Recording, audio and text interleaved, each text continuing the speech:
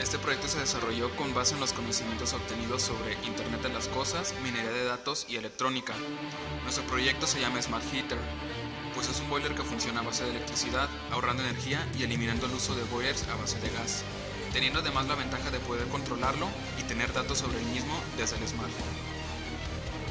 Para la elaboración del contenedor se utilizaron los siguientes materiales: un calentador, tubo de PVC, un sensor TS18B20, el cual es de temperatura, silicón,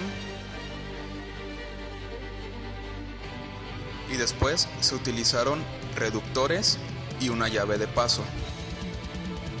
Escogimos el bote porque es un material de fácil acceso y que se acomoda a las necesidades. También tenemos un sensor digital por dos motivos. El primero, que es hacerlo resistente al ruido electromagnético provocado por el calentador que está en contacto indirecto dentro del agua. Y la segunda, porque la Raspberry no tiene un puerto analógico en su GPIO. Para el circuito se utilizaron los siguientes materiales. Primero, se utilizó una Raspberry Pi 2. Opcionalmente, una fuente de alimentación del circuito. También se utilizó un relevador, un transistor 2N2222. También resistencias de 4.7K y 1K, además de los cables DuPont.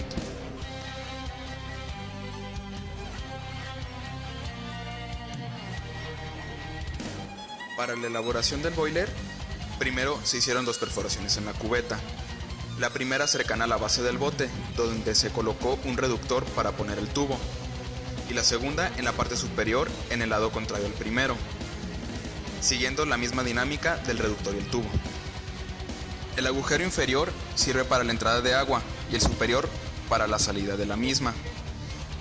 A la mitad del bote, entre los dos agujeros, se colocó una tapa de cubeta con unas perforaciones que permitían el paso de agua desde la entrada hasta la salida y viceversa, tomando en cuenta que el agua caliente tiende a subir y la fría a bajar. Además, la tapa fue fijada en esa posición para que se separe el agua fría de la caliente. Para la tapa que sella el boiler se le hicieron dos perforaciones. En uno de ellos sale la alimentación del calentador del agua, permanentemente sumergido, y el otro orificio para el sensor de la temperatura. Ambos orificios se sellaron con plastiloca y silicón para ventanas. Además, a pesar de que la tapa entra a presión, la unión se selló con el silicón para ventanas.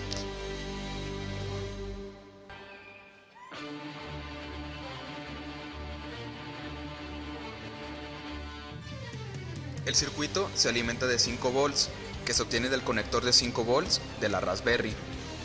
El sensor cuenta con 3 pines. El primero, de color rojo, es de alimentación positiva. El segundo, de color amarillo, permite la comunicación con la Raspberry. En este pin se conecta una resistencia de pull-up de 4.7 kΩ. El último pin, de color negro, se conecta a tierra.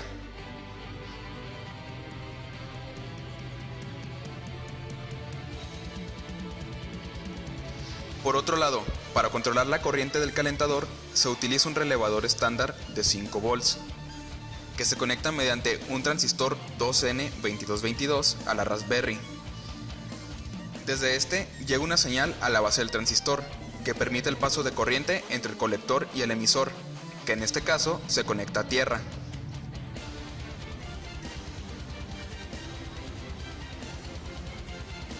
Por su parte, en el relevador, en un pin de la bobina va el colector del transistor y en el segundo a 5 volts. Haciendo uso de la conexión normalmente abierta del relevador, se alimenta uno de los polos del calentador de agua. El otro polo se conecta directamente a la corriente.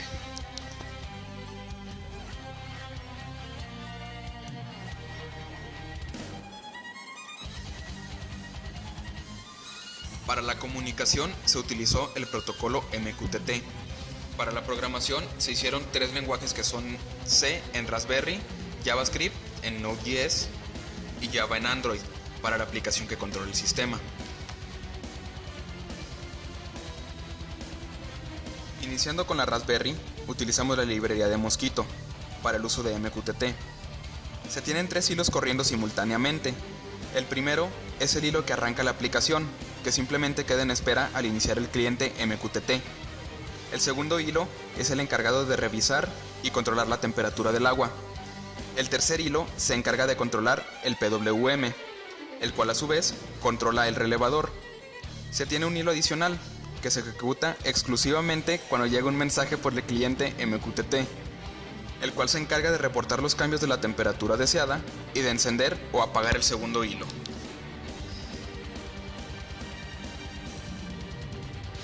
Existen dos modos de uso de la aplicación.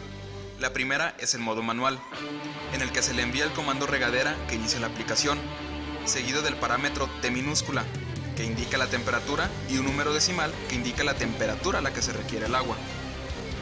En este modo, la aplicación muestra la temperatura actual del agua, junto con la temperatura deseada.